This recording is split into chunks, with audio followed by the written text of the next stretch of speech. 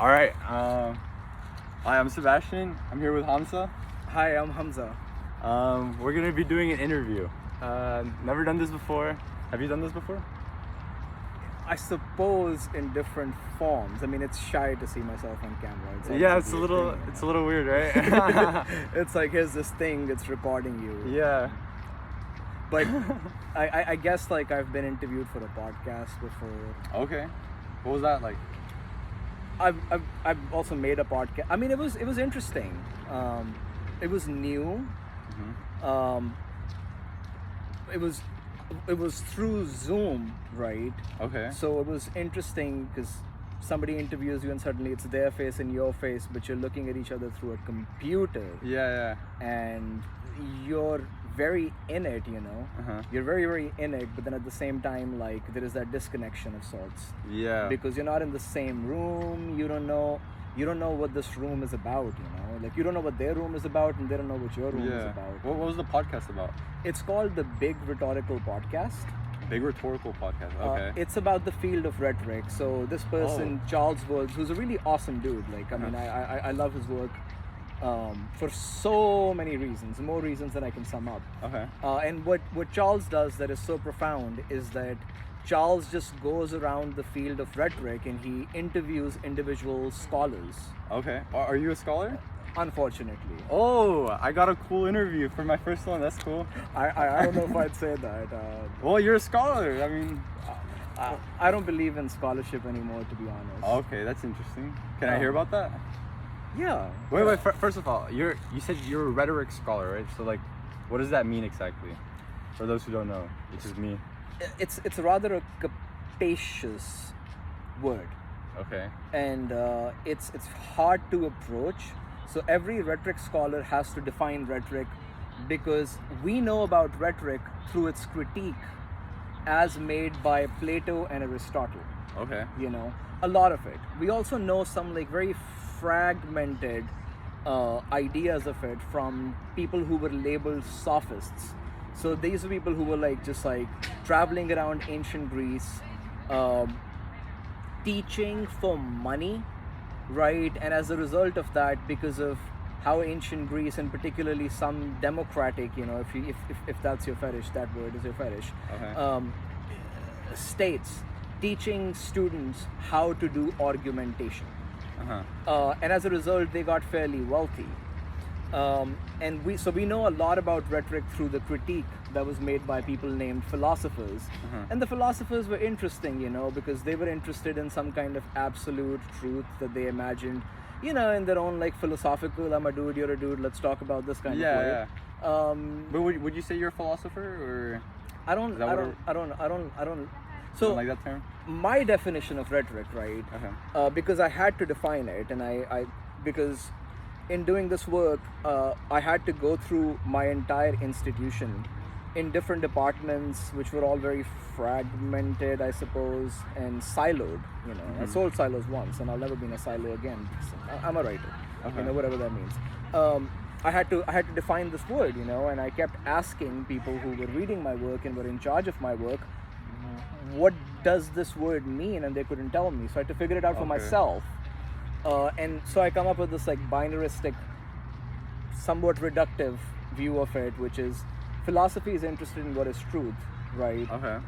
Rhetoric is interested in how do you arrive, right? How do you arrive at a consensus if the city is on fire, knowing full well that a city is always on fire because the person who's usually saying the city is on fire ends up being a dictator.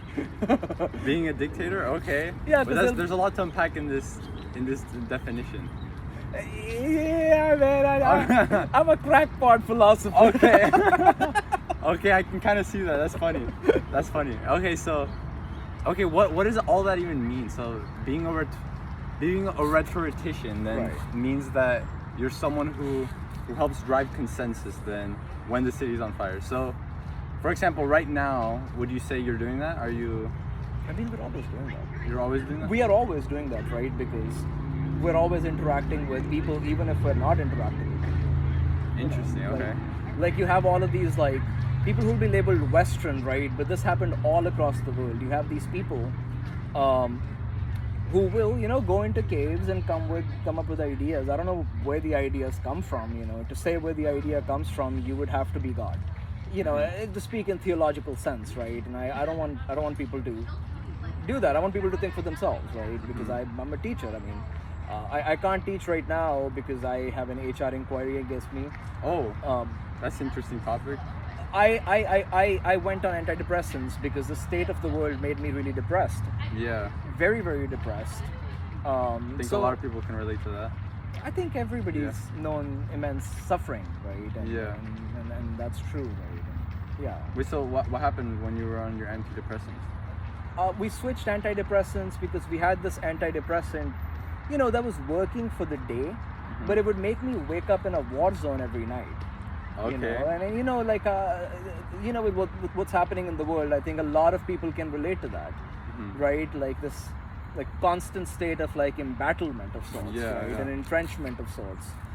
And I was waking up in a war zone every night, and I switched the antidepressant, and I also was smoking weed because for 10 years, I've been smoking weed. It was helping me in some ways. Yeah.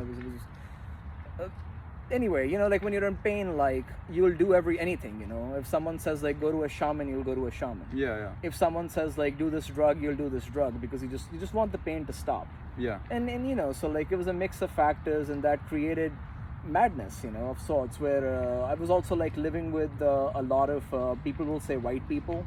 I'll make a distinction, which will be reductive, is that I think there's white people, right, and then there's shite people. Shite, yeah. What does that mean? Oh, they're shitty white? Yeah, right, because in the end, there are some good people, there are some bad people, and the problem is that you can never know which are the good ones until you get hurt. Yeah. Oh, until you get hurt. Well, were they shite or white people? Because I had love for them and I want to believe in something, I will say that they were people who did something hard, and in that way it was shitty to me. But it was also a very difficult situation because I'm a very quiet, introspective person, and I had a lot of anger that I was holding on to at that time. And I went on that medicine, and suddenly I'm saying a lot of stuff, but that was also part of a much bigger context that I've always been told what not to say. Yeah. I'm a lefty, and I grew up in a Muslim household where I was told to eat with my right hand. So every time you'd be at the dinner table, it's your uncle who's saying the Satan is eating with you, and I was like, man, I'm just trying to fucking eat. For God's sake, let me eat. Yeah, that's fucked.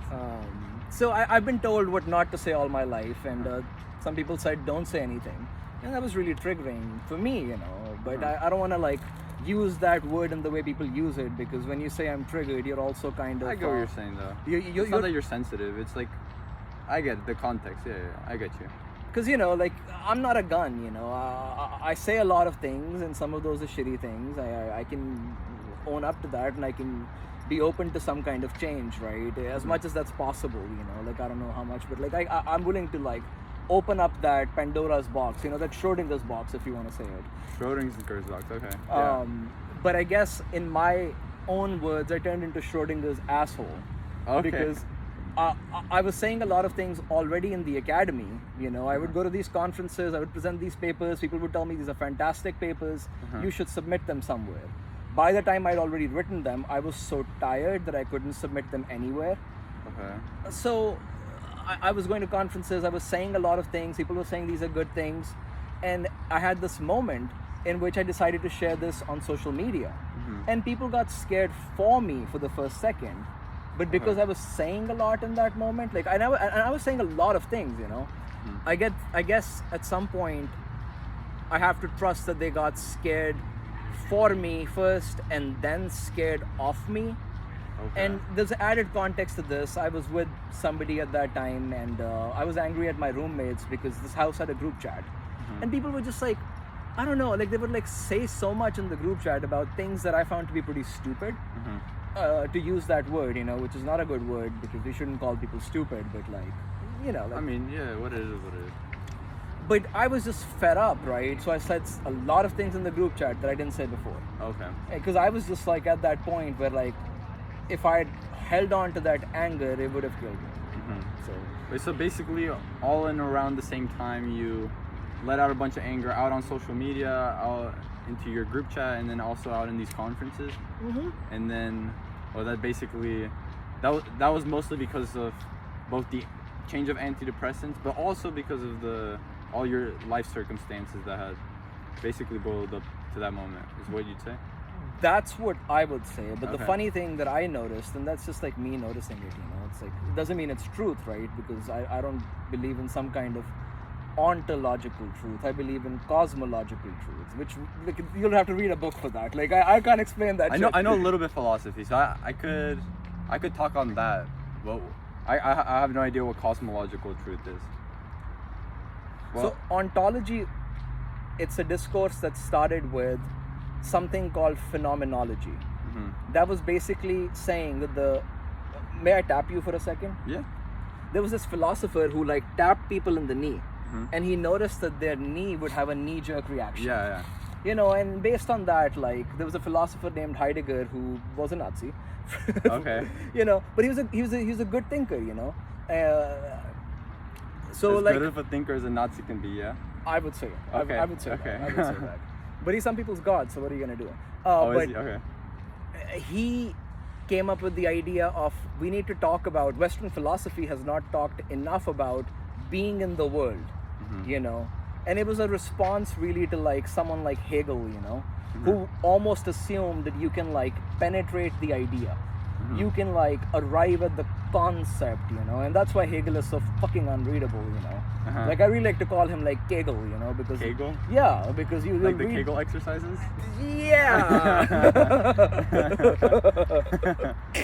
Wait, would you say so is Heidegger, is what his name? Is he like a materialist as opposed to the idealist Hegel?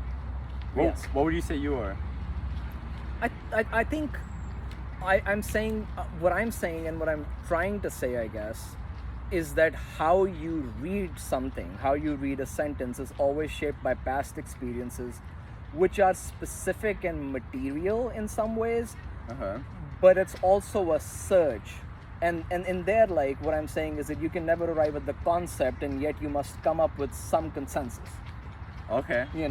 So it's mixed. I'm both a materialist and an idealist, if that makes sense, because I'm really a rhetorician, and rhetoric is about persuasion, and that's a deeply violent thing, because to persuade someone, you must first convince them that the thing that they believed before this was kind of wrong.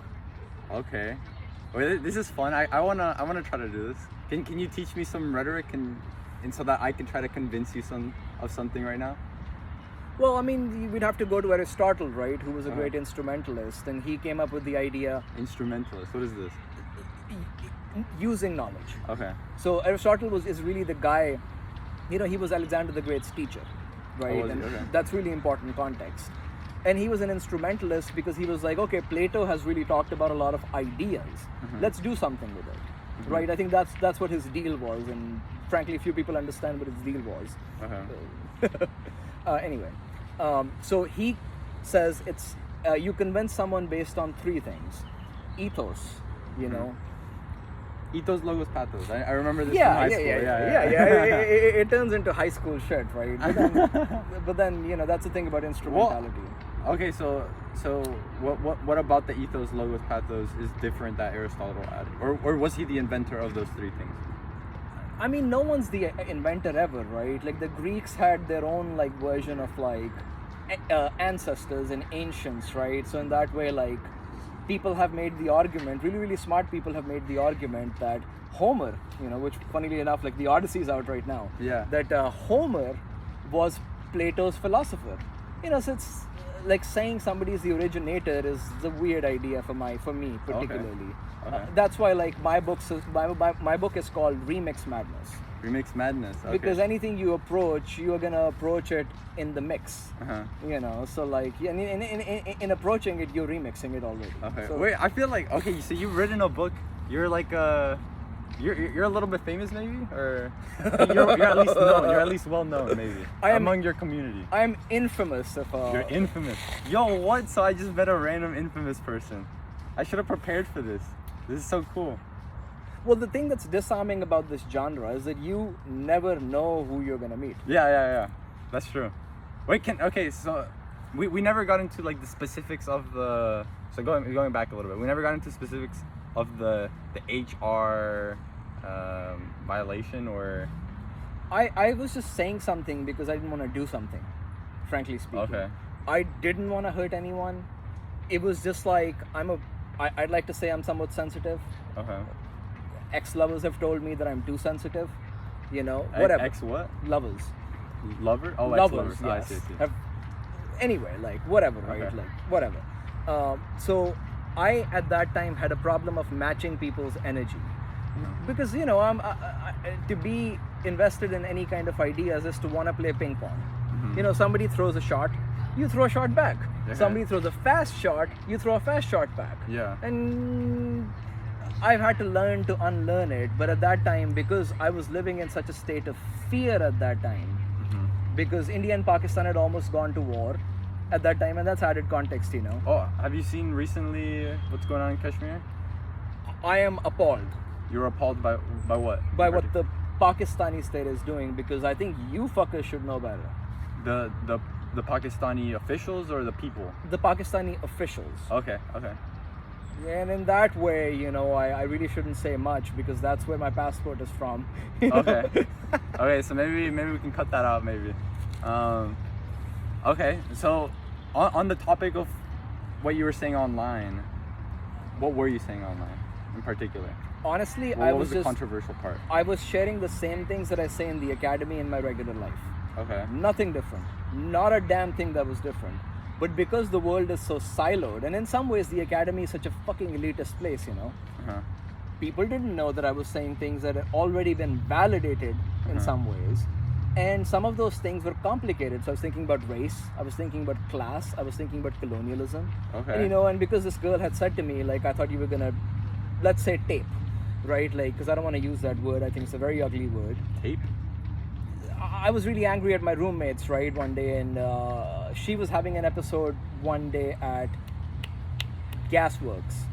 And I was talking to her and she said, Hamza, the first time, and she's having an episode, so I have empathy for this person. The first time you were angry next to me, I thought you were gonna, well, whatever. Oh, okay. And that fucked me up, because everybody has experiences, and let's leave it at that. Yeah, okay. I won't talk, we don't have to get into that.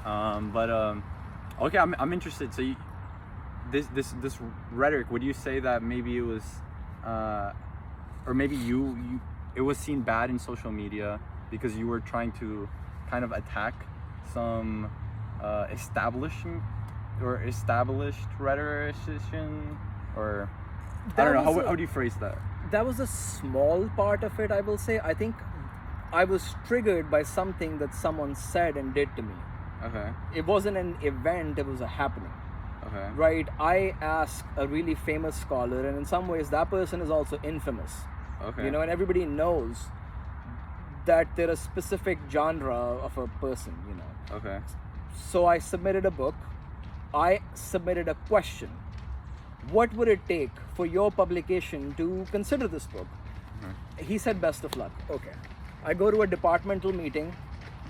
I say, I'm like down in the dumps, I'm like, because this book was really important to me. For whatever reason, right? And I shared this, and the two guys are sitting next to me, and both of those go, oh, that guy's just an asshole. And I suppose I felt betrayed in that moment. Oh, they said that you were the asshole. No. This person, who shall not be named, Okay. let's call him Voldemort. Well, why did you feel betrayed if they were validating your feelings about this guy? I guess I've published about some things that are hard to publish about. And if you know that a student of yours has published about something that is controversial and difficult to publish about, you should tell him to avoid certain people. Okay. Especially if they are infamous. Everybody knows this, and everybody knows this. Not everybody knows this, right? So some people may not have known. But a lot of people do know this. This is a big thing. So I felt betrayed by my mentors in some way, I suppose. I see. And I lost trust. But honestly, like, it wasn't really about scholarship. It was about my family, dude. Like, I was dealing with my own stuff. Okay. But because I had so much anger, you know, and anger is really poisonous and dangerous, and it's like a fire, you know, it burns. People got afraid, you know, and I can understand that. Yeah. So they sent me to an insane asylum. And, Oh, seriously? Oh, yeah. Oh, what? I mean, honestly, I've met some of the best people I've ever met in that space, because Okay. it was just a place, in my opinion, where a lot of people were going through very, very, very, very hard times. You know, and in some ways, like, that was very generative for my thinking, for my body, for my life. It was destructive. So it started like a whole thing where, because I was in that space, I was called bipolar. My dad's bipolar, so I was put on a lot of like mood stabilizers and other things, and the next like 4 or 5 months was about finding the right doctor, who then told me, you know, and I have this in writing from him, that actually this happens a lot to people, where people will just go through a hard time. They'll be sent to these spaces, which are really horrible spaces. You know, I will tell you this, these were really, really horrible spaces. And they get thrown a label, because these places don't hold you long enough, right, to actually assess what's going on. So they'll just say you're bipolar because they need a code to bill insurance, frankly. You know, and I do have this in writing. But so all of that stuff was happening. So I get out, I'm even more mad, because I'm like, why was I sent here? Yeah. Then I get kicked out of my house, you know, which I'd lived in for 4 years. I thought I had friends there. I still have some friends there. You know, so whatever, right? Like, we need to move past like hurt, you know. Like, Yeah. we need to let it go, you know. Wait, you know this whole thing about the insane asylum, that kind of sounds a little bit like the industrial prison complex, like how it's not really to help or rehabilitate people, but rather to, you know, make money for that institution. Would you agree? Yeah. I would say a lot of it is that. A lot of it is that, you know, because instead of saying mad, I use the word maddened. Maddened. You Okay. know, because at some point, the mad person was just a child who got misunderstood. I want to Yeah. believe that. I can never arrive at it, and this is what I mean, right? Like, I'm not completely an idealist, right? I am saying the material circumstances of the mad person are really, really, really, really important. Yeah. You know, it's like, why? So this will be controversial, right? I refuse to not believe in someone like the very controversial, and for good reasons controversial, rapper Kanye West. You don't choose to believe him? Or No. can you repeat that? I don't want to exile him. Okay. You know, I want to find the conditions in which he can arrive at a point where he can acknowledge that some of what he's done has led to incredible, insane violence. At the same time, you know, and it's there in his music, and it's really there in his music. He lost his mother. He lost his best friend, you know, and those were the only people who knew him. So and people treat him like a god, you know. And if you really want to get into the heart of it, it's really about one simple song.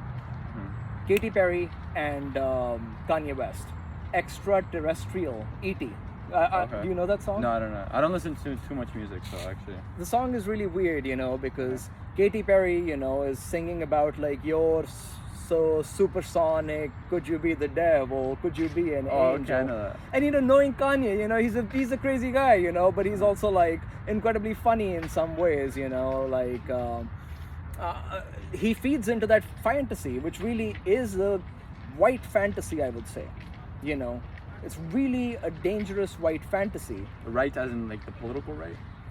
Or what do you mean right fantasy? White. It's a white I see. fantasy. She also feeds into that, you know, where she's literally in the song, she says, wanna be your victim. Okay. Wanna be your victim, Okay, I need to ready listen to for this song. abduction. Okay. So, you know, the thing is, like, celebrity is a really dangerous thing, because you start to be treated like a demigod, you know, and in that, you lose any kind of real, may I just do this? Yeah. Any kind of real, touchable connection, right? Because if you're a celebrity, you got security. If you're a celebrity, you got money. So no one can do this to you anymore. No one can say, shut up, Kanye. Yeah. Yeah.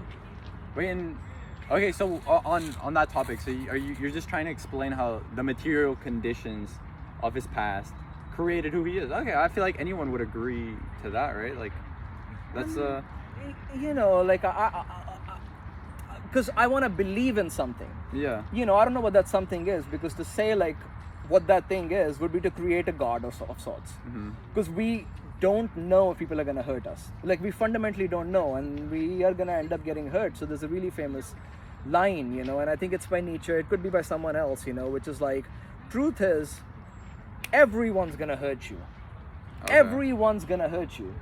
You just have to find the ones worth fighting for, or like getting hurt for, you know. I don't know what the exact line is, and I think it's translated from German anyway, so who cares what the exact line is. I don't know, that's interesting. I feel like my take on you know, people at large, like, people only really hurt me if there's gonna be something to gain, or there's something wrong with them, right? Like, and you know, the reason they're not born wanting to do any of that, right? Like, the reason people hurt you is because of things that they've learned along the way. I mean, it's just the materialist take, right? And so yeah. No, please go. yeah, and so like, I feel like there should always be some empathy towards even someone who hurts you. Because otherwise you're saying you're bad, you know. Otherwise you're saying, and when you say that someone is bad, you know, you're making an ontological truth claim about that person, that you are inherently bad, which you might just be saying, you hurt me. You know, you might just be saying you hurt me, but because of how language works, people feel that you've commented on their very being, you know, and this is why I'm a very harsh critic of Heidegger. Okay. Very harsh critic of Heidegger.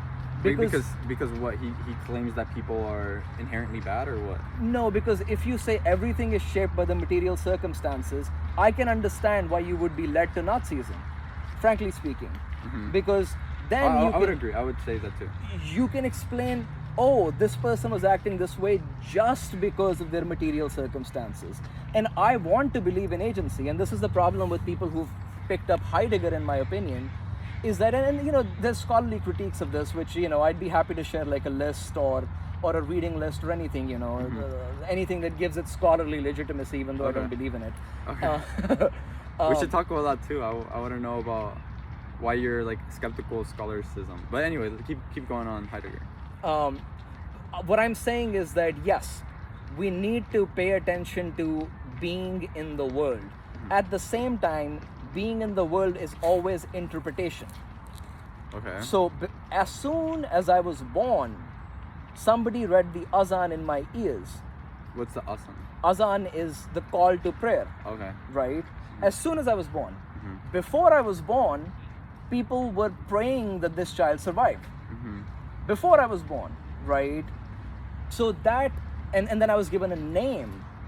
That name through societies, and you know, I'm a global traveler. You know, I love traveling. You know, that name is always going to be read in specific kinds of ways. You know, so like I was never outside of being in the world, but then at the same time, I want to believe. You know, as a thinker, fundamentally, as a thinker, and as somebody who believes in teaching, frankly. Like I believe in teaching, and I always believe in my students. I want to believe in my students, you know. I want to believe that we can be better than where we're at with our material circumstances. Can I know this? No. To say I can know this would say I'm almost Plato, and I'm not Plato. You're basically fighting determinism, right? Like, or right? Yeah. So you're trying to say that the future isn't fixed. You can change. You have power over your own destiny. Yeah. And I think in America people have lost their ability to imagine different futures. I would agree. But tell me about you. Like I feel like I don't like doing things that are asymmetrical. Okay. You know? Yeah. I'd love to tell you about me too. Okay. I'd say first of all, I'm a materialist. So since we're talking about philosophy, and then on determinism, I do think everyone has the ability to like take fate into their own hand, and I feel like society as a whole should take fate into their own hand. Every individual should try to, you know, change their future and change society. So on the topic of you know, the material conditions of the world like bringing you down and making you like maddened, right? I feel like it's kind of our job as a species to like do something about that, right? Like I feel like there are serious problems that's maddening our species, and it's like we're sick from within. And but again, as you were saying, or as we were saying about determinism, like we actually have the ability to do something about this. It's not like we're just gonna go extinct because of this sickness. We can actually fight it. So I mean, philosophically, that's what I believe in. I think that's just pure materialism, though. I don't know how I don't know if idealism really fits into that. What do you think?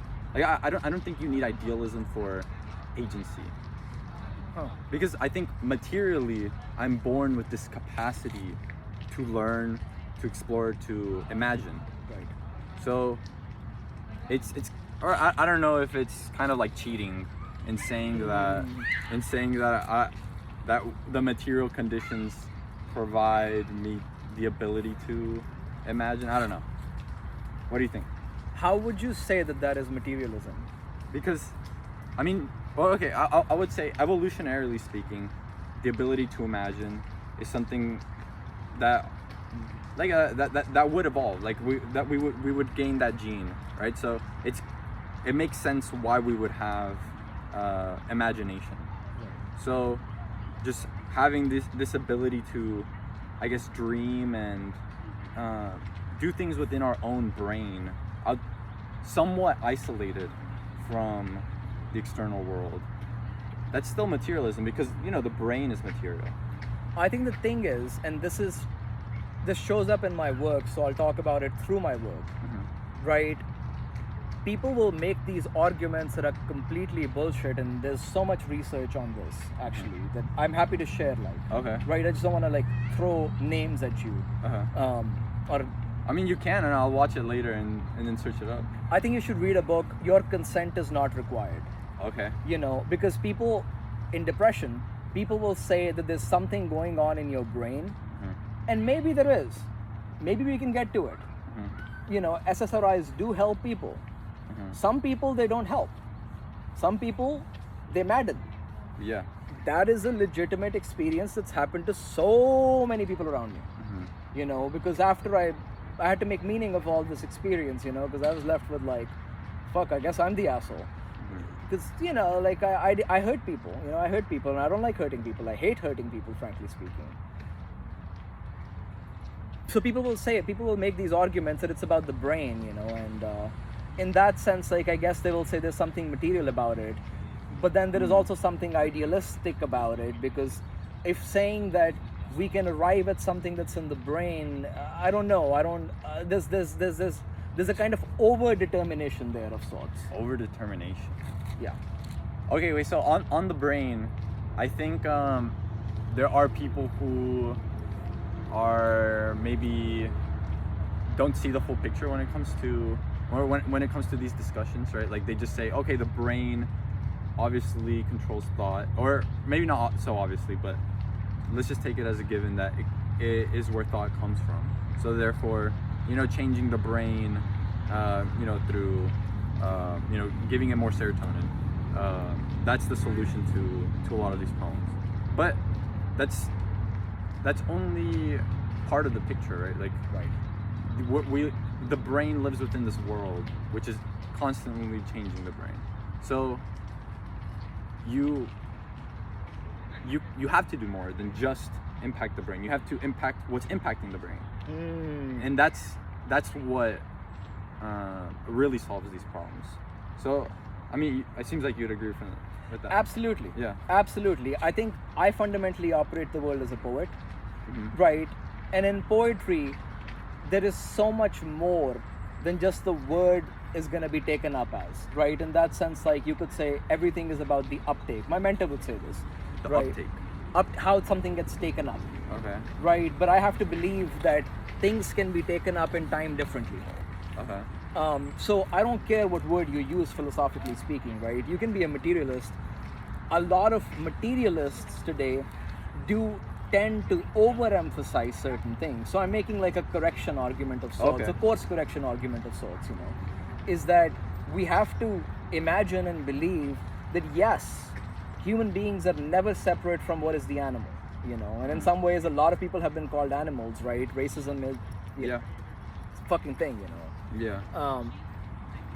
But then at the same time, only one species is destroying the planet, and to account for that we also have to believe in humanity, not humanism, because humanism was always exclusionary and problematic, but humanism had certain ideals, Wait, how so is humanism? Humanism just means like, aiming for the progress of humanity, right? I think the critique that people will make, which has a lot to it, is that humanism was always imagined from spaces of extreme privilege, and in doing so, what I say in my book, which I'm writing, it's not finished yet. Okay. Sneak peek. Sneak peek. Major bag alert, I hope.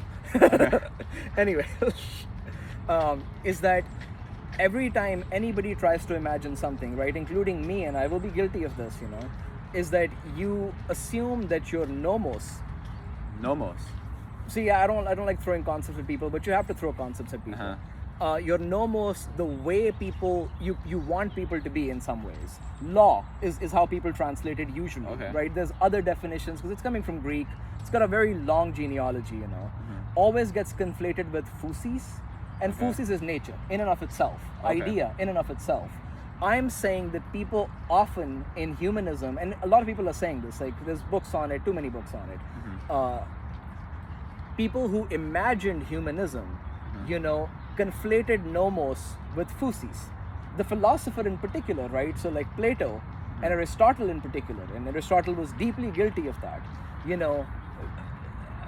imagined his way of being, his society's way of being in a way, as the only right way to be, because that's deeply problematic about humanism, that it was always imagined from these spaces of extreme privilege, and like I'm imagining this from the space of the academy, even though I'm going through an HR inquiry and all of that, right? Is that I have a lot of privilege in the academy, like I and I don't like that, and I want to work against that, obviously, right? But then because humanism had limits, right, of sorts, where these people were limited, they still try to imagine. So you think about someone like Immanuel Kant and people like that, right? Because they operated from spaces of such privilege that dehumanized people. So like all of these were dickwads in my opinion, because they said horrible things about black people, right? So you think about something like the Enlightenment, they're talking about beautiful things about equality, like liberté, égalité, fraternité, like bullshit. But then at the same time, they're going on and enslaving half the world, So it's like that contradiction, right? That's why people make critiques of humanism. But yeah, okay. Well, I would say, with the Enlightenment, I think that is predominantly, it was predominantly led by idealist philosophies. Would you disagree? Like that sounds. yes. Okay, so. But it was also led by imagination. Okay. Right? It was people who were saying that we can do more. They were never perfect and they were horrible, right? But they were imagining, and since you and I can agree on the fact that we've lost the ability to imagine something different, I think we can arrive at a consensus, right? Because I'm not trying to get into truth. That's a bad word in my opinion. Truth? Okay. Yeah, because like who can know the truth of what happens between two people? That happened in a closed bedroom where so much other happened, so much other shit happened, and so much other shit happened that no one is ever gonna know. So like, like it gets lost, right? If that makes sense. Does it make sense? No, I get what you're saying. Like, well, I'd still say there's still something that really happened. As to whether we can know about it, I guess it's the epistemology as opposed to ontology. I don't know what the other one is. This is why I think we need the word cosmology. Okay. Because we don't just live as a being in the world, and I'll give you an example. In Pakistan, there were a lot of streets that were named after the Hindus and Sikhs who lived there. Now we've named them after the martyrs, people would call them, right? people who served the military and died, right, in the cause of the nation. What that does is that those beings in the world have always lived in those streets, so they imagine they're no more as pussies, you know. So that's like, I'm trying to do like a lot of very complicated bullshit, but ultimately my question is like, yeah, you and I could debate what is the truth forever, but in order to, do anything, we have to arrive at consensus, you know. And in order to arrive at consensus, we have to arrive at, okay, man, maybe we can never understand what happened between two people or two nations or two peoples, or to put it in a different context, we can never know, you know, if the mosque was built on top of a church or a mausoleum or the Colosseum or a temple, right? And in saying, oh, the truth is that at some point there was a mosque here, we get lost in the fact that, man, there was a temple here, which is a big debate in India, right? Like, very toxic debate, I would say, that's killing a lot of people, which fucking hurts me. I don't know too much about it, actually, so I'll search up about it, but yeah. If you're able, if you have the capacity, look into it, right? Like, we get lost in the fact that, man, yeah, sure, 1,000 years ago there might have been a temple there. Now now a mosque exists. Maybe the temple was already destroyed or dead, or people wanted to build a mosque, you know. Who cares? Build a temple right next to it. Okay, yeah. It can we arrive at a kind of consensus instead of saying what was there to begin with, because no one knows what was there to begin with. Well, would you say perhaps there's any group which benefits from this division, from this battle? Hindu nationalism. Hindu Absolutely. nationalism. Okay, Absolutely. so maybe there would be consensus if it wasn't for these groups of people who, like as Hindu nationalists perhaps. So, but the thing is, when you say Hindu, you're flattening everything, because, and this is the problem with Hinduism, is that Hindu just means east of the river Sindh. You know, that's where the word comes from. Okay. And technically the river Sindh flows through Pakistan. Okay. So India gets its name from a river that flows in through Pakistan. Okay. Is that why there's a lot of debates between yes, that water is absolutely at the heart of it, and that's why Kashmir, you know, you brought up Kashmir. Kashmir is the root of why Pakistan and India are fighting. Does the river Sindh go through Kashmir? So the river Sindh flows from all of these glaciers that are in the Himalayas and the Karakorums, and another mountain range that I'm forgetting right now. But it flows through Kashmir, right? Then it flows a little bit in India. I mean, there's many different, you know, like water channels, you know, like there's a whole ecology, some people will say. So it flows through India and then through Pakistan. So it's a really complicated thing to label on national terms, right? Yeah. But then I think that's what people are fighting about, honestly, is water. Okay. Yeah, resources. That makes sense. But then we have to imagine the resource is not scarce. Like, we could find a way to make everyone have enough water. Absolutely. I want to believe in that. Well, I feel like mathematically, I mean, we can just prove it. Yeah. So it's not so much about imagination. Like, for example, talking about resources, right? Like food, right? You know, we have so much hunger. There's so many programs, you know, to fight hunger in Africa and other third world countries. But like we have so much food waste that we dump. I mean, this country does a deeply violent thing, is that it produces so much food that it just dumps it. Yeah. It just dumps it. Like, it's awful, right? Like we could change. Okay, so on truth. Back to going on truth before we get derailed. So I feel like there has to be some material truth, like something that really happened, as to whether or not society can come to a consensus. Now that's a second topic. And then I think coming to this consensus is supposed to be like a generative thing. Like we all, you know, talk about it. We all form something together as a society, which may be imperfect and may not be the real truth. And then we will call this truth. Right. So maybe there's just two different words that both are called truth. Yeah. But so would you agree with that entire? Absolutely. Okay. Absolutely. I think people fundamentally misunderstand science, and this happens nowhere more than psychology. Okay, right? yeah. Where psychology is an emerging consensus, very simply. But then people will read a psychology paper and then they'll say like X is bipolar, Y is schizophrenic. When if you look at the diagnostic, it's DSM-5, you know, or DSM-6 is coming out. It's it's almost like a video game, you know. I don't know. Are those like the books labeling the different? Okay. So those are the books that have the list of different symptoms that psychiatrists use to label people, right? In saying that because let me backtrack a little bit. People misunderstand science as having arrived at some kind of truth when it's always evolving. You know, it's always evolving, and that's why I don't want to insist on the word truth. I'm just saying it's a consensus. Because it's also something that's evolving. Something that's evolving. Because when I'll talk to this with my parents, where I'm saying, hey, you're invested in this land, I'm concerned for you because scientists are saying the water will run out. What my mom will say is that, but those fuckers have been saying it for 30 years, we're still here. And I was like, they didn't arrive at the right date for when the water will run out, but the water is running out, Mom. Like the water is running out. Okay. For your poor mom. I mean, she's a dumbass. What are you gonna do? What are you gonna do? Well, I mean, it makes sense why she doesn't want to move. You know, she doesn't want to believe for other reasons, right? And those are material things, right? Like the fact that if she moves, she's gonna have to spend money, etc., etc. And she has a house, she has connections, she has a family, connectivity, a specific language. All of these things are true, but then, you know, you have to ask yourself, why are so many kids moving out of Pakistan? They know inherently because there's songs about it. Okay.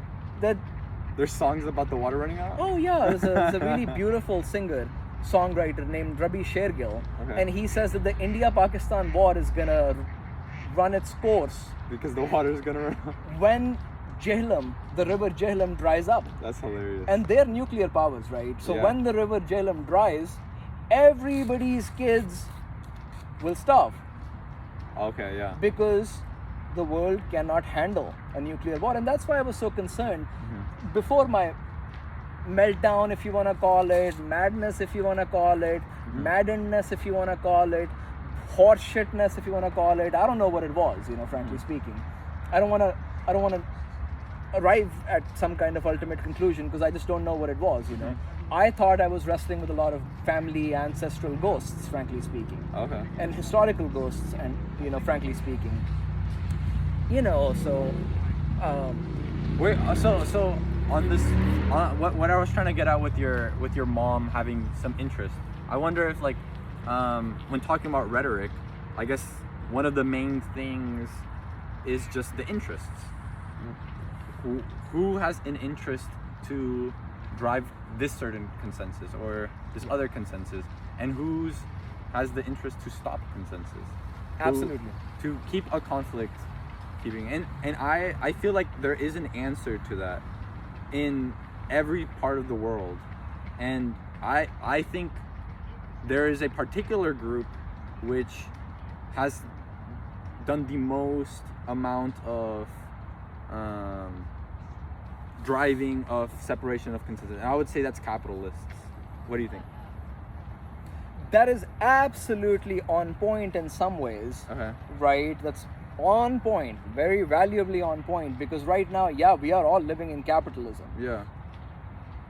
And I think capitalism itself benefits from division. All of these conflicts. It absolutely does, right? It absolutely does. And you could trace the whole ecology of weapon supplies, and, you know, who's selling the weapons, and who's selling the F-16s, or who's selling the Su-35s, or who's selling, you know, I mean, in a way, this Pakistan-India war was really weird, you know, because the Chinese gave us, I don't want to use the word us because I don't know what that means.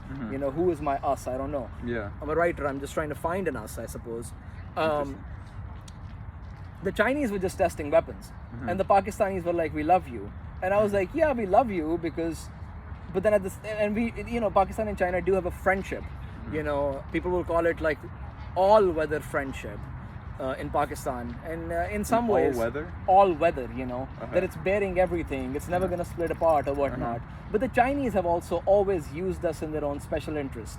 you know. Of course, yeah. I mean, I'd say similar to how the United States has used basically any country, which it helps, in quotations. Which is why, I've published on Palestine because I felt the need to publish on Palestine. I think we need to reframe the entire discussion. Instead of saying free Palestine, we need to say free Israel from itself. Okay. Because the path that they are on, where does it lead? Because at some point you're going to fight with Turkey. Okay, if you fight with Turkey, something might happen. Maybe Pakistan will join in. Now Pakistan has nukes. Israel has nukes. What do you imagine will happen?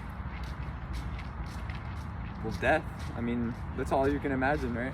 I'd say free Israel from itself. So when we talk of Israel, or we talk of any country, right? We have to be specific. Are we talking about its people, or are we talking about its leaders, or the country as itself? So I'd say free the people from the Israeli leaders. Because similar to Nazi Germany, I don't know if you agree that there's a lot of parallels between Israel and Nazi Germany, but regardless, like, I feel like a similar argument could be made. Like, we could have freed the German people from this leadership which is driving them through these ideas to, commit these awful things. Yeah, absolutely. I mean, listen, it's going to get really dicey. This conversation is going to get really dicey there, right? Because Nazism was one of the greatest horrors the world has ever experienced. Yeah.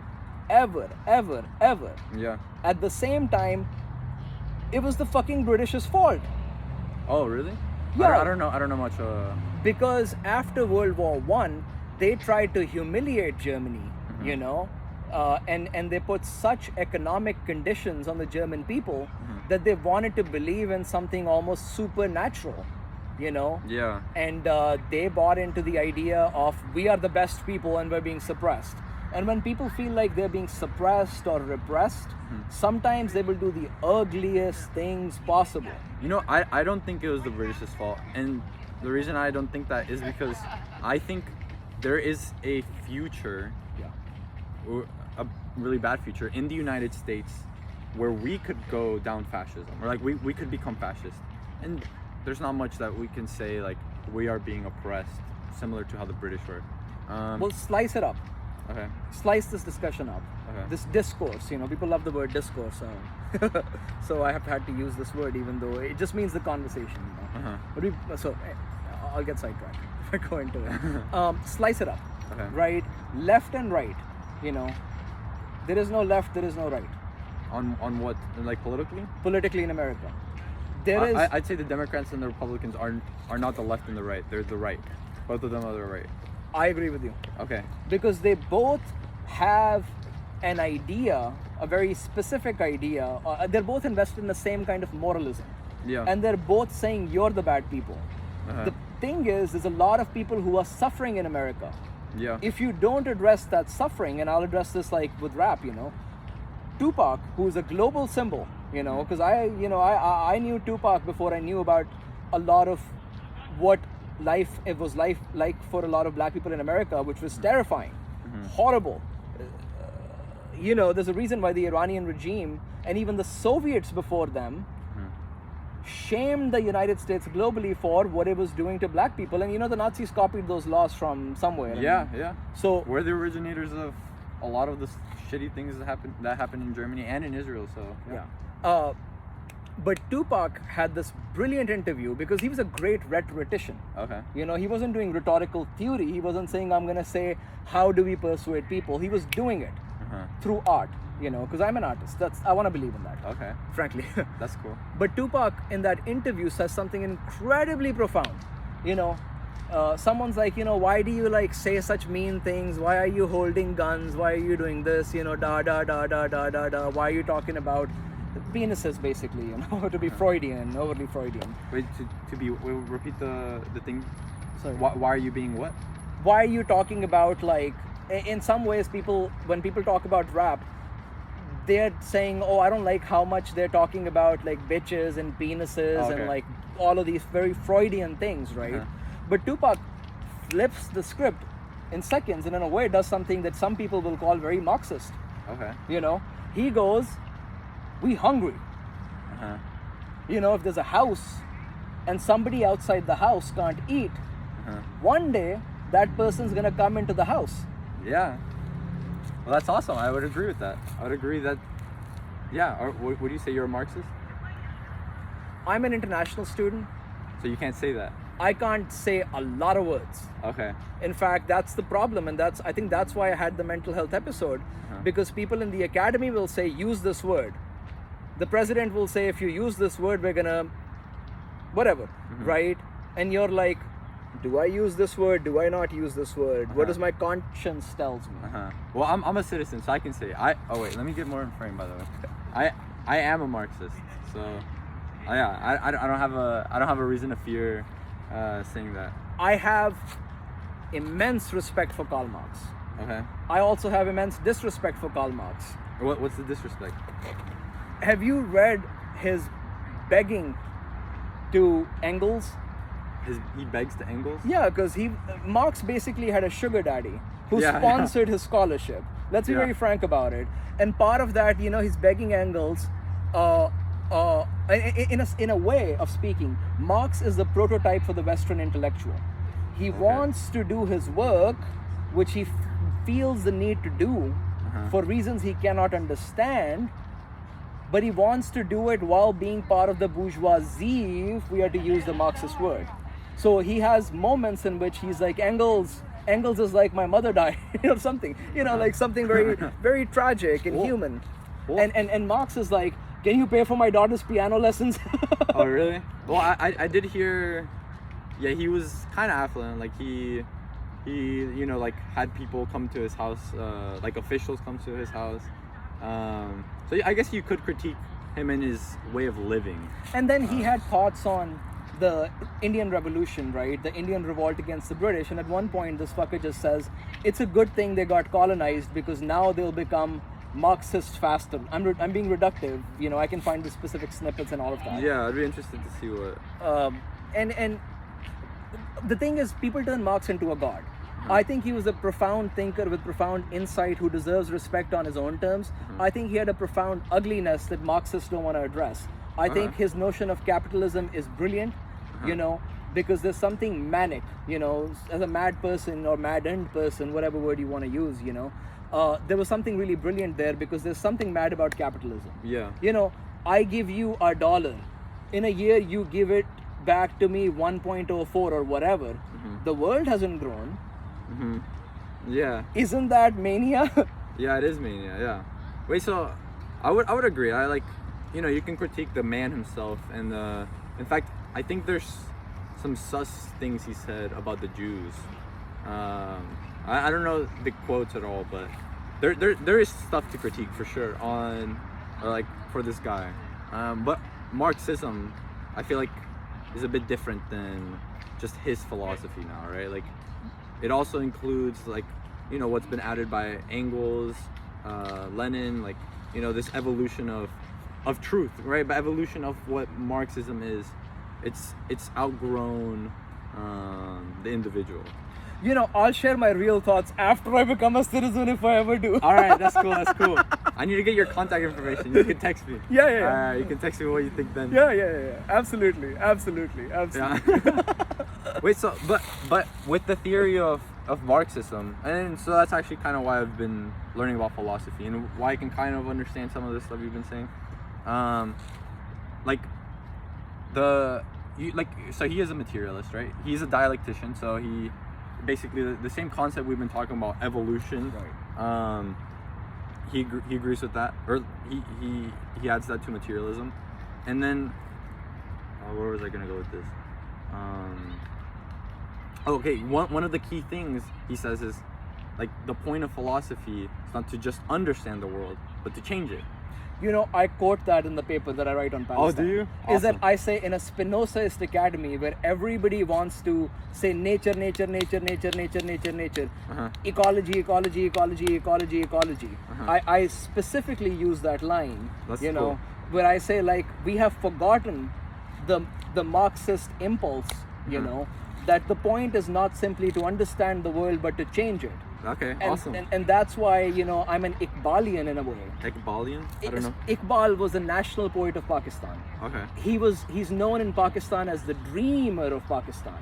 Okay. You know, so like the idea is that Iqbal had a dream, he shared it with the politician Jinnah, and then Iqbal died, and then Pakistan happened, and there's some truth to it. You know, Iqbal did dream up the idea of Pakistan. It's absolutely true.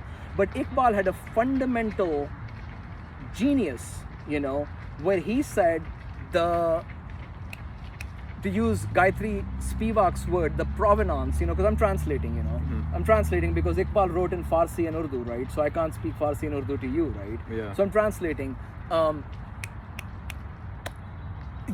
So he says something along the lines of, it is imperative for every generation to reinterpret religion, Okay. right? Because to say like, this was the law in some kind of old Islam, you know, is total bullshit. It's total bullshit, because that law was there for specific reasons. Yeah. You know, that law was there for specific reasons. Maybe certain people grew a beard because they were in the desert. Yeah. Maybe if I'm in America, I can shave my fucking beard. Yeah. And you know, so like it gets crazy. Yeah, I And would agree with the ism is the linguistic problem, you know, and that's my issue with Marxism. Okay. I'm happy to do a best reading of Marx, and I'm happy to do a worst reading of Marx. Okay. Like You a know. straw man versus a steel man? Yeah, Is that what you're saying? I'm happy to do both, right? Because I've read Marx, because I think there's profound genius there. I'm drawn to it. I think he's a great thinker. I think we should all give him a chance if we are open to ideas, you know. And I think in some ways, like I would say, there was no Marxist on earth bigger than Prophet Moses, because Interesting. Oh, low power. Let me put that. Okay, Prophet Moses, in what way was he the biggest Marxist? thou shalt not kill. Okay. If you think ecologically, right, someone would have said in that moment, you are killing me because you're not letting me eat. Okay. Like by do not kill animals is what you're trying to say, or? No, so there's a commandment, you know, the 10 commandments of Moses. Yeah, thou shalt not kill. One of the fundamental ones is thou shalt not kill. But I think it only applies to humans, like thou shalt not kill humans. Yeah. And Okay. I think because it was an agrarian society, you know, where they didn't have non-GMOs, frankly speaking, and they didn't have, like, they couldn't genetically engineer food. You had to, like, yes, have crops, but also like kill some animals, right? So Yeah. in a way you could see it very rhetorically, you know, thou shalt not kill people, because we Yeah. gotta live in community. But to live in community, I am sure after that was done and Prophet Moses died, because in Islam, like, Prophet Moses was a prophet, you know, Okay. and I believe in that way in some ways, you know. Someone might have said to another rich person, thou ist killing me because thou is not letting me eat, man. Oh, okay. So what you're describing is like right now we could apply Prophet Moses' law and claim that capitalists are in fact breaking this law, but by using this logic that you're saying. I would agree. I'll go even simpler, right? Not capitalists, right? Oh, the system. Not the system. Okay. People in power, everywhere. Okay. Yeah. Everywhere. Okay. That's why, like, you know, I hate that people have turned Israel-Palestine into a ping pong match. You know, I do hate that, because Jewish people have suffered, you know, and we need to respect that. Does that mean that they now get to kill children? No, I don't believe so. You know, I don't believe so, because that's a logic of incommensurability. Something happened to me, so now I gotta do something to you. You know, see how it makes me angry? That doesn't make sense. It should make you angry, because I feel like this whole debate, which I've seen online too, like, which it just doesn't make sense. Like, why are we having this conversation? Why are we still at this point? Because in reality, I think there aren't that many Zionists, as opposed to how many people who want to do good there are. So it's just that the voices of these Zionists are amplified in order to keep this battle going, keep this debate going. Because as long as this debate is going, some other debate isn't happening. So listen, this really toxic thing about Zionism is that, first of all, let's respect the fact in language, that Zion has been a symbol for a long time, a very important symbol of hope. I want to believe in that. Can we reimagine or remix Zionism? That is a world of abundance. That is a world that says, hey man, we can just live in peace, because instead of taking your land, we can build a multi-story apartment.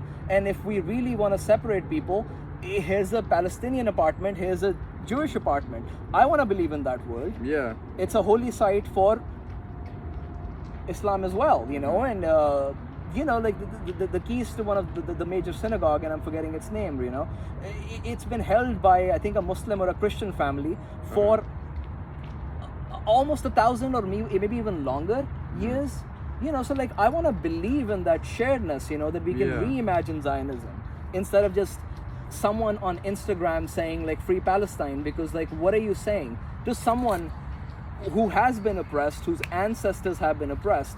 At the same time, we can't let this person whose ancestors have been oppressed to do the same thing that was done to the ancestors. Yeah. Because that's the thing about trauma, like I hurt you, you hurt me, where's that gonna go? You're saying, okay, what do you, so you were saying before that the right phrase is save Israel from itself, right? So, or free Israel from itself. Because they're being led to a sacrifice, to a massacre in some ways. They don't see it because they're too blinded by this myth of impenetrability, that we're gonna build some kind of an iron dome and then no one will be able to get through. Yeah. It will never happen because the air is common. Yeah, I mean, we've already seen actually videos of things getting through, so that myth is already breaking. That's the thing. Things always get through. Yeah. Wait. Things So. always get through. You don't like free Palestine? Is that because? I love the sentiment. Okay. I love the people who are saying it. But rhetorically. But rhetorically, someone is gonna read it.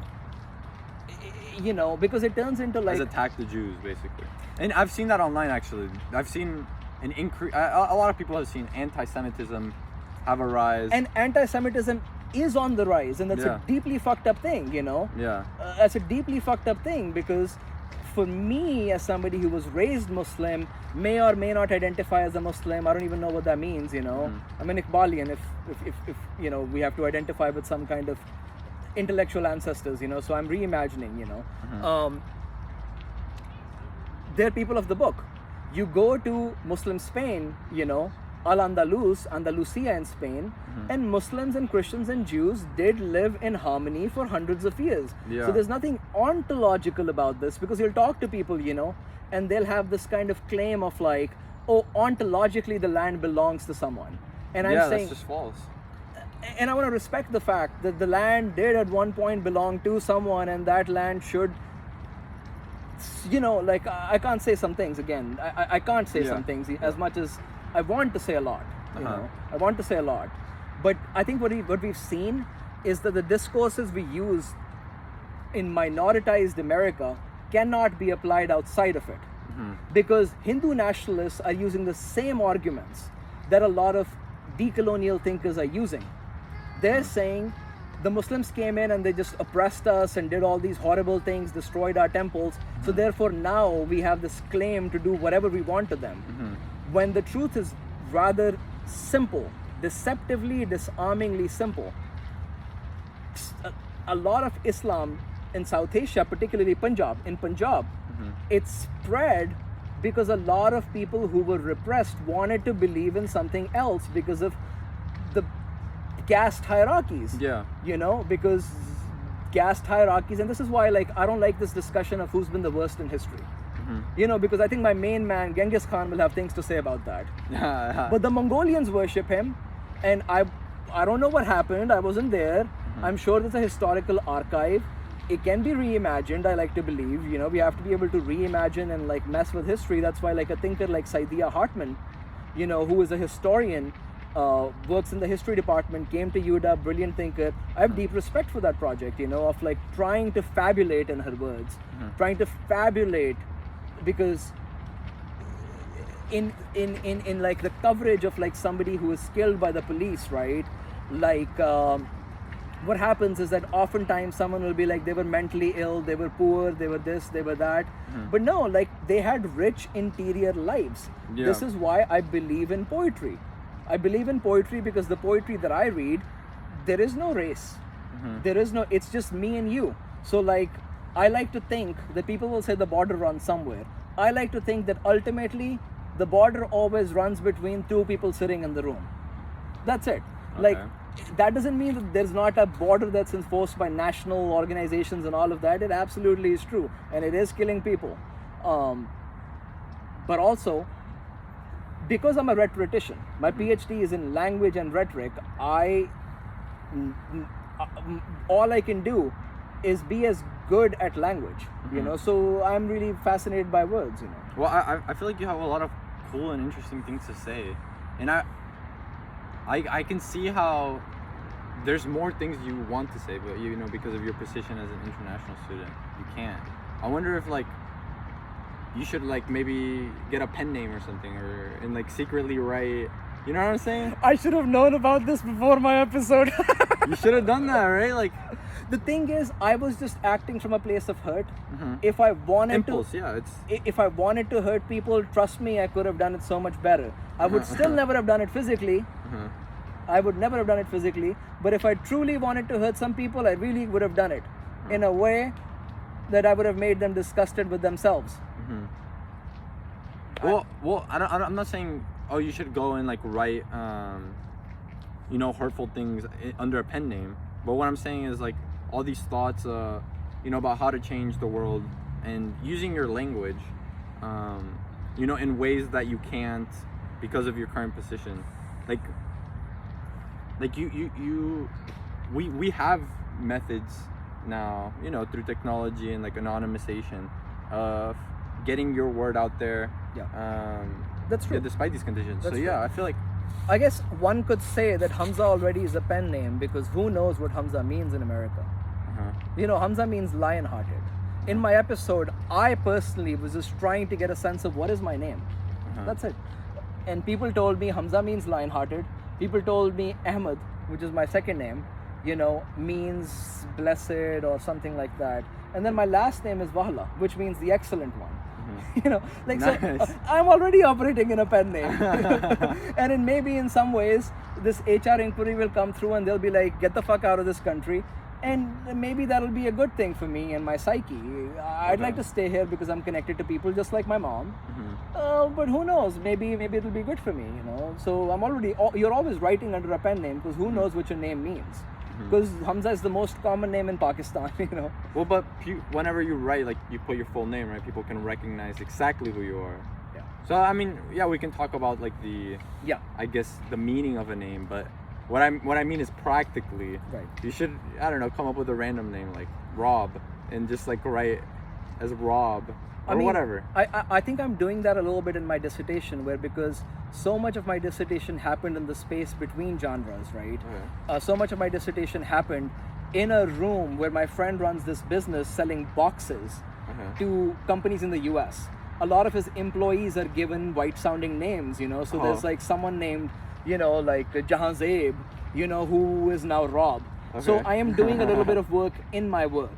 But then at the same time, I'm an author. I write because I'm seeking for some kind of an embrace, not just like a please clap Jeb Bush style thing, you know, which was the funniest thing ever in the internet, you know. Well, I don't know this Jeb Bush. Yeah, you know, he's like I think he ran for president or something big, you know. And he asked people to clap. No, I haven't seen that. I didn't watch that. He's just young. Like, it's kind of a sad moment, you know. Here's this incredibly privileged guy, you know, and he's like, please clap. No, but I don't want people to just like mechanically, but like if you find something good in my book, connect with me. Tell me you didn't like it. We can read a new book and we can reimagine something different. That's why, like, I think once I'm done with this book, I don't want to write alone. I want to write with people. I want to co-write. That's like, I don't want to write alone. But how many books have you written, by the way? I came to graduate school with a book. and now I'm writing my second one, and I already have ideas for my third one. Okay, that's cool. Well, what's your book so I can search it up later? I haven't published it because your last book. Yeah, I haven't published it. Oh, okay. Because I was so tired after writing it, and then I went to grad school immediately after that because I graduated in the pandemic, and you know that was a weird and fun and all of those things time, you know. Yeah. I just didn't have the time because suddenly like people were saying like, you need to do this work in this way, you need to do this work in this way. What are you really saying? What are you really saying? I was so taken up by things that even though I've been told there's great things about this book by some really famous people, you know, I just didn't have the energy, frankly speaking, to publish this book. But you know, like eventually, inshallah, you know, as Inshallah, or yeah. ojalá, you know, as they say in Spanish, you know, ojalá. Oh wait, that's that's where ojalá comes from. That's funny. It comes from inshallah. Oh yeah, I mean there was a good period of history where. Right. Anyway. And people call it the Reconquista. When was it Christian to begin with? Was it not? I don't know too much. I mean, Spanish the history. Visigoths were Christian in the same sense that Russians are Christians. Yeah. Or Russians are white. What does that even mean, man? Yeah. Fair enough. Wait, going back to the topic that I wanted to discuss. So why are you? I mean, I guess this is kind of part of the whole discussion, and maybe it's already been answered to some degree. Like why do you have a dissatisfaction with what is it called, scholasticism or? I think the same people who talk as if in a way that they have boundless empathy will see a mad person having an episode on the bus, because I noticed this and I'm writing about this, and they will see this person and they'll be repulsed and they'll be afraid. They'll be afraid. Why are you scared of this person who's having an episode on the bus? They are going through something. If you truly believe in empathy, if you truly believe that something better could be done, why can't you look at this person with empathy? And that's what a lot of people did to me in the academy. Time and time again. I have empathy for these people. I want to read them nuanced ways, but I will be critical because that is my right. I have a right to speak. The free speech is never free because it costs the speaker something, but I have a right to speak and I will insist on that. And if that means I gotta leave the country, maybe I was never meant to be here. Okay. Wait, so don't you think you're applying the same logic to yourself? Like you're saying, like, okay, why can't they be critical of the person who is having a panic attack in the bus while at the same time having empathy? Or like maybe critical isn't the right word there, but like why can't they don't act that way. They don't say, what do you need? They don't say, do you need a hug? So like they have this immediate reaction and they don't go past it with their empathy. They just have this action, is what you're saying. I was banned. I was not allowed to attend the largest conference of Rhetoric Society of America, because the board deliberated for 2 hours without ever asking me for a single fucking piece of medical documentation or anything. And they were like, this person should not be allowed to come. So that's what I'm responding to. You know, is that why was this empathy reserved for a person who I can respect? I can respect their scholarship. I can respect where it comes from. That because this person who is established, tenured, fine, chilling in many ways, gets an email from me, you know, which was horrible. I can acknowledge it was horrible. If that person cries to another person in the field, why is that cry the only thing these people can see? And I think that's because these people don't have empathy for mad people. Like, you know. I see. So like, there's some category which people place. Let's call it mad, right? And then after, you're basically describing when people are placed in this mad category by others. It's quicksand. It's quicksand. People act as if you're stinky if you're mad. And you know, I noticed this on the internet because I have a very global audience. I have a very global audience. You know, where I have people in Pakistan, I have people in Japan, I have friends in Malaysia, I have friends in Thailand, I have friends in Spain, I have friends, and people across the world were responding very differently. I will say that, to what I was going through. And Americans too, you know, there were many people who were trying to help, but in my lived experiences, for a lot of my lived relationships, it was like quicksand. You know, I needed a hand. to take me out of it. And the more I needed the more the university put me on timeout. They were like, don't come to campus. We think you're scary. Don't teach. Teaching was what saved me always. That was what was making me survive. And you take that away from me, which is fine. You thought you had to act. I can respect that. I also said something because I thought I had to act. Can we move past that? Maybe and maybe not. We'll find out. We'll find out how your hearing goes. Yeah. It's the University of Washington. We'll see what happens. Okay. Well, good luck with that.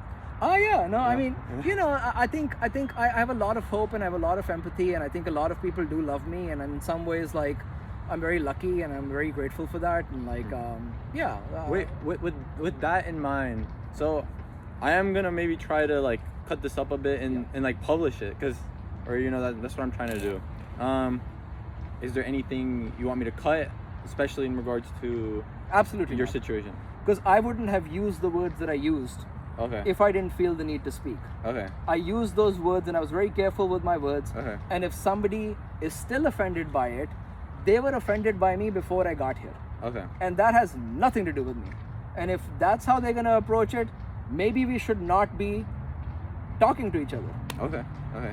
So I have consent basically to put whatever parts I want. Dope. Sebastian, I've met you once. But I want to keep talking to you. Yeah, I feel like you're such a cool guy, man. I like you.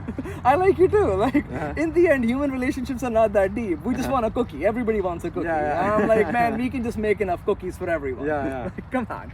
Okay, and awesome. My mentor taught me that not because of the fact that he's a major scholar, a big scholar, a name that I heard at conferences, but because when I was going through something, he was like, I'm not gonna break this relationship. What you're saying is disgusting to me, but I am still gonna be there for you, and I want to believe in that, and I want to do that with my students. And I've tried to do that with my students, and I have documented evidence that a lot of these students did like it, because I think teaching should be a very consensual thing. It's almost like a dance. It's almost like tango. You have to you have to do it together. Because to be someone's mentor is to be willing to be mentored by them. Oh, okay. And that's why it's dialectics. Yes. Yeah. It's literally dialectics. That's cool. That's why I am extremely critical of tenured scholars. I will never be critical of graduate students because they're just trying to figure out what to say. But I will do my best to make tenured professors who are extremely safe as uncomfortable as I can. Okay, nice. That's funny.